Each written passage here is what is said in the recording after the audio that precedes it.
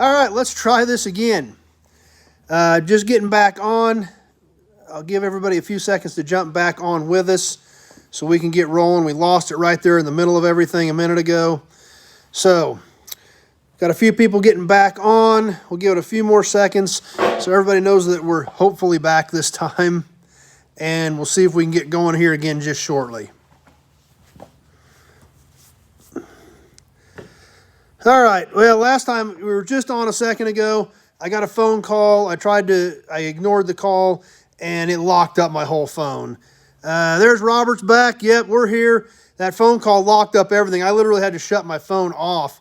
I still had comments popping up, but my screen was locked. I couldn't even get out of it. I had to actually shut the phone off to get everything shut down. So, getting a few of you guys back on. Comments are working again since Robert's there. And David's back. That's right, David. You got to love technology. It's great when it works. I mean, it's a lot of fun being able to hang out with you guys on here just by flipping a phone on. Chris is back with us. Glad you guys are making it back. But, man, when it goes haywire, it goes haywire. So, we'll start over. We'll get rolling again. We got most of you back on the way it's looking.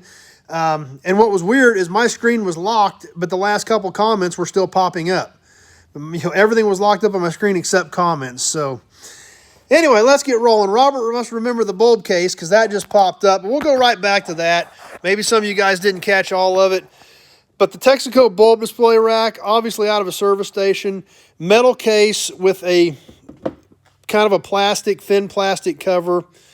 Cool graphics, obviously the red and the green against the Texaco.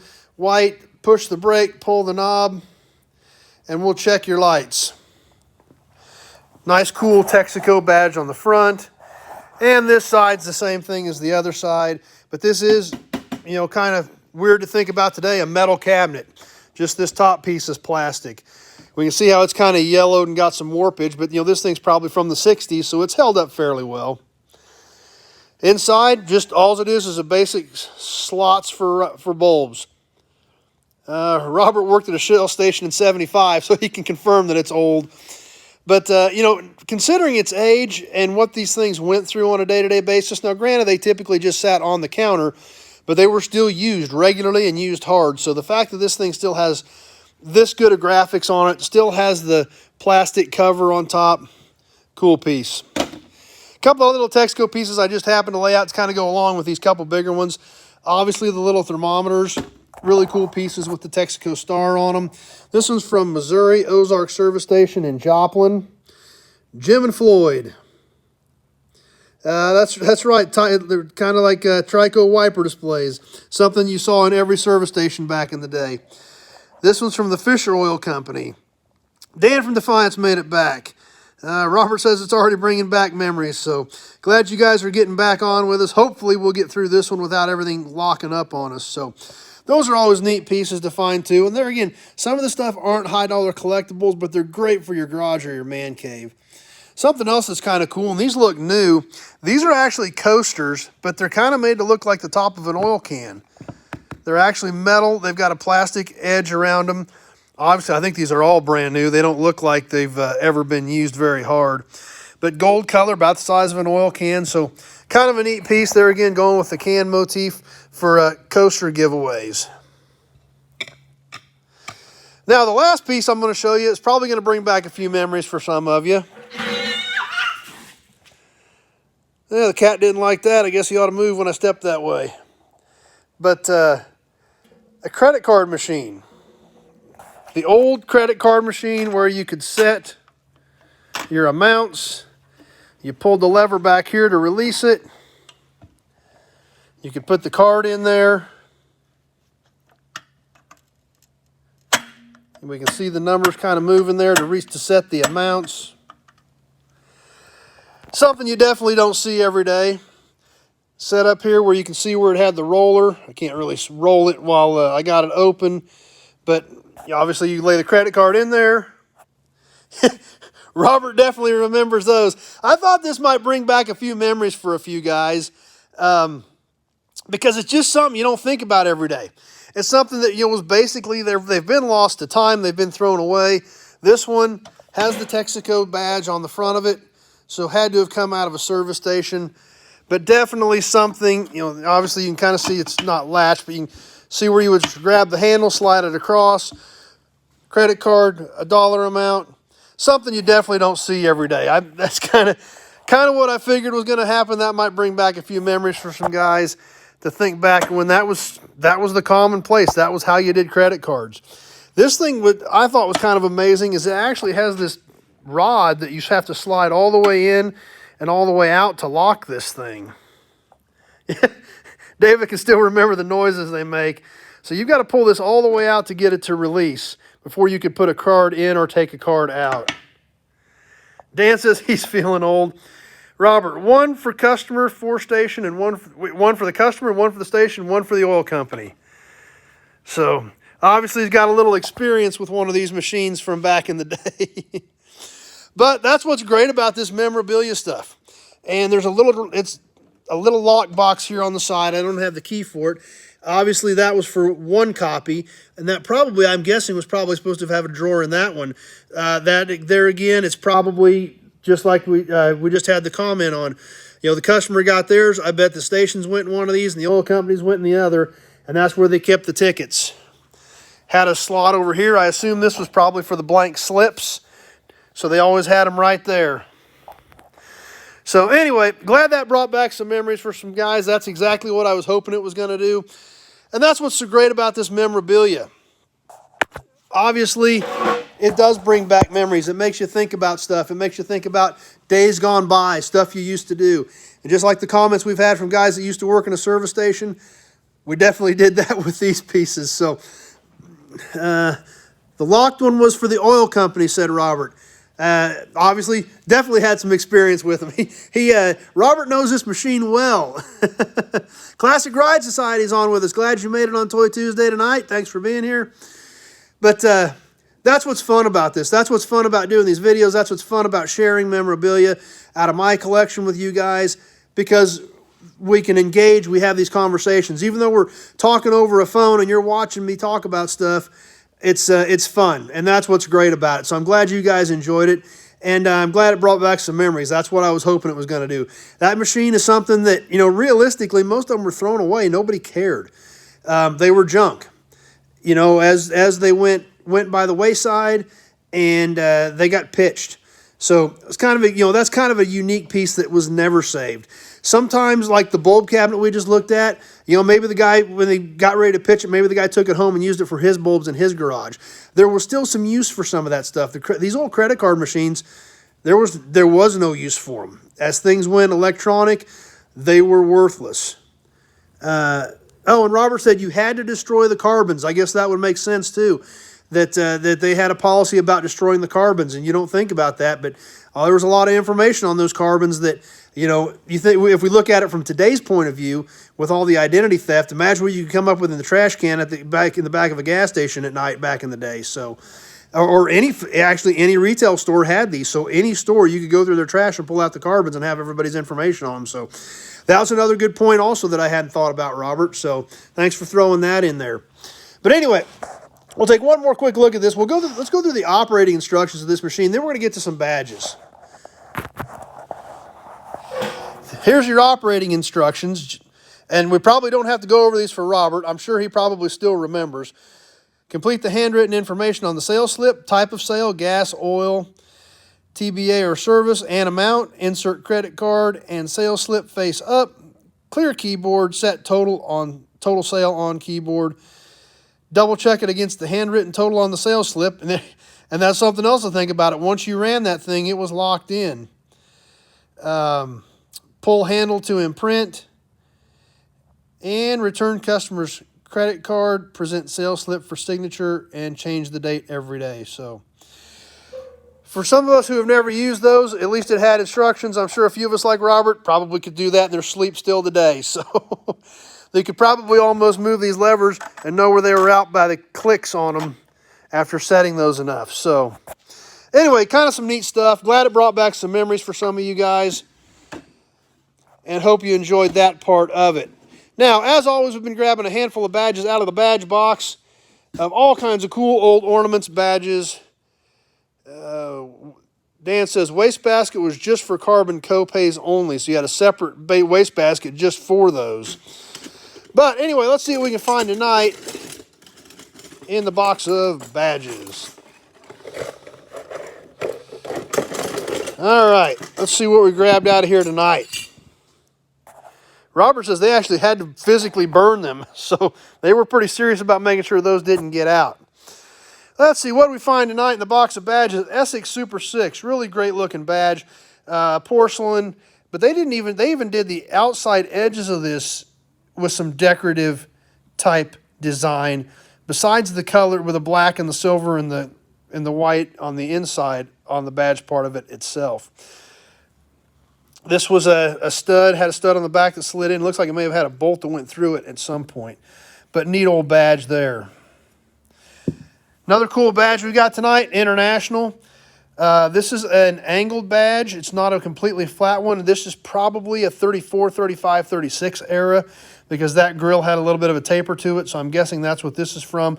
Obviously some chipping on this one. So the International letters still look good, but that three-star or 3-diamond International is always a great looking badge.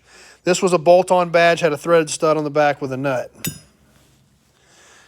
What else we got? Here's an Oldsmobile. This is a cool one. Eric's ready for more international stuff. We got a lot of internationals around here. I've probably got 60 internationals in the yard, so definitely going to be bringing some more international stuff to you. Yep, David likes the triple diamond as well. This is a kind of a basic Oldsmobile badge, just an oval shape. It was a pressed-on badge, not sure on the year, but not a real ornamental one there. The next one's really cool, Pontiac, Chief of the Sixes. This was a fairly decent-sized badge with the 2 circles in it. Product of General Motors. Obviously had the Indian head, a really pretty detailed and ornamental Indian head, considering the age and the time it took to do this. So this was also a pressed-on badge on the back there. Robert's an international fan as well. Maybe we need to get some more international stuff slid in on some of these. Last one that we pulled out tonight, tall rectangle skinny Buick badge. I believe this is a 37 or 38. Some chipping in this one as well. I'm a big fan of the Buick badge. Yeah, the Pontiac does look like a coin, Robert. That's pretty much exactly what it looks like. But the red, gold, and blue Buick badge I've always been a big fan of. If you've been hanging out with me here for a while, you know I cut my teeth on Buicks. My dad was always into Buicks, and where I basically learned this whole business was on Buicks. So all these old Buick badges I'm always a fan of. And like I said, this one's not the best, but still good color, even though it's got some chipping and stuff in it. So there's a sampling out of the badge box tonight. Mick's on with us. Thanks for being here. It just faded out. I didn't catch the rest of your comment. But anyway, that's what we've got for you tonight. I hope you guys enjoyed it. Like I said, I haven't been doing these live on YouTube except for the last couple weeks, but it's been working out pretty well. Robert, yeah, he's still paying attention. Robert's been hanging out with us all night tonight. A lot of good comments, a lot of good feedback from Robert. Glad we brought back some memories from you. Classic Ride Society. Am I into dealer emblems? A little bit. I've got a ton of them, obviously, just based on the volume of cars that I've had over the years and still do have. Some of them are really cool. Some of them are really plain. I do have a ton of them. I love finding ones that have the vehicle make on them. And as a matter of fact, Classic Ride Society, we'll try to work some of those into Toy Tuesday, come to think of it. It's another great piece of memorabilia.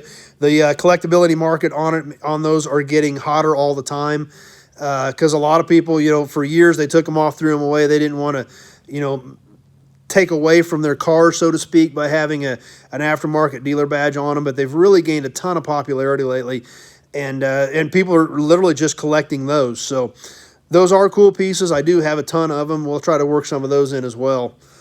But anyway, that's about all I've got for you tonight. Hope you guys are enjoying the videos. Hope you guys enjoy stopping by and hanging out. Always try to come up with something different for Toy Tuesday because there's just so much cool stuff out there to check out. The credit card machine I thought was going to be really cool, and I'm glad you guys enjoyed it because there again, those literally got thrown away. So finding one of those in decent shape is always kind of a nice addition to a service station collection, or even a dealership collection. If you can find one that had the dealer's name on it, just like we were talking about the dealer badges. Still something cool. So anyway, what else is coming up this week? Tomorrow night, I'll have a video on the 1992 Caprice Classic I just picked up. Slick car. You may have seen it in the background tonight as we were doing tonight's video, sitting right there.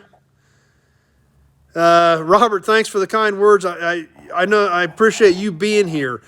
There's the Caprice. We'll catch that whole good walk-around video on that car tomorrow night. Just like I keep telling you guys on the Sunday night live chat, you know, this isn't about me. I just happen to have a big collection and have a little bit of knowledge in the stuff. But if you guys weren't on here engaging, commenting, sharing your stories, it would be pretty much pointless, because just me sitting here talking into my phone and throwing videos up there would be pretty boring, and nobody would really care. It's all your guys' engagement, joining in, having fun. That's what makes it fun for me, and I hope that's what makes it fun for you. Thanks, Dan. Appreciate the kind words there as well. So tomorrow night, we'll check out the 92 Caprice Classic. Friday night, I need to get something shot. Classic Ride Society just got another 94 Caprice police car, it looked like. Just faded out on me. Didn't quite catch the whole comment on that one. So we'll check out the Caprice tomorrow. I need to shoot some more stuff in the yard, probably for Friday night, but I've had a lot of inventory coming in. I hope you guys enjoyed the video on the 37 Plymouth that I put out last night. But I've got a bunch of stuff of new inventory we need to get worked in, plus get back on a few more things in the new yard. So David likes her stuff. That's the whole point. I mean, it's just hanging out and having a good time, checking out cool memorabilia. That's the point of being here. That's why we do Toy Tuesdays. And I'm glad you guys stopped by. I hope you guys are enjoying it. So stay tuned. More videos coming up. Be sure to jump on with us Sunday night on Sunday Night Live Chat, 7 o'clock Central Time, right here on the Nobody Show channel. What's going to be going on this weekend? We will have some more, obviously, current event news. We'll check out another magazine. Robert likes the Plymouth, too. That Plymouth is a pretty slick old car. It's got a little rust in it. It's probably not worth building, but, man, there's a ton of good pieces on it. But Sunday Night Live Chat, what we will have Sunday night is the new raffle for this month. The mobile porcelain sign is on the way to George right now. I've already shipped it to him, so we are ready to get started on a new raffle for this month.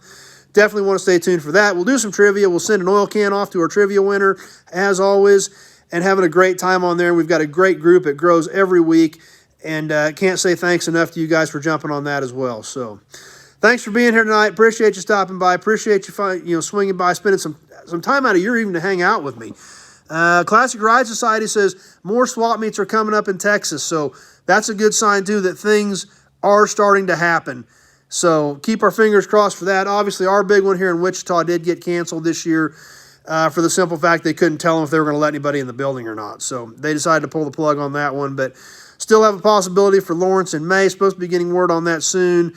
Springfield, Missouri's posted a couple of them this year that they're going to have. So lots of things happening. We'll keep our fingers crossed it keeps moving forward. That means I can find some more cool stuff for Toy Tuesday, and maybe I'll get to run into a few of you guys out there too. So Texas just lifted the state mask mandate, said Classic Ride Society. So that's a good sign as well for all of us in the hobby that want to get out and go to cruise nights, swap meets, auctions, and car shows. So anyway, I'm going to go ahead and jump off here. I'm sure you guys have more important things to do than sit here and look at me any longer. But as always, I do appreciate you swinging by. It really means a lot that you guys take some time out of your evening to hang out with me. As always, if you have specific questions, just give me a call, and we can talk about your project. Tennessee lifted their mask mandate as well. Wow, that's some good news to hear. A couple states are doing that. That's definitely positive.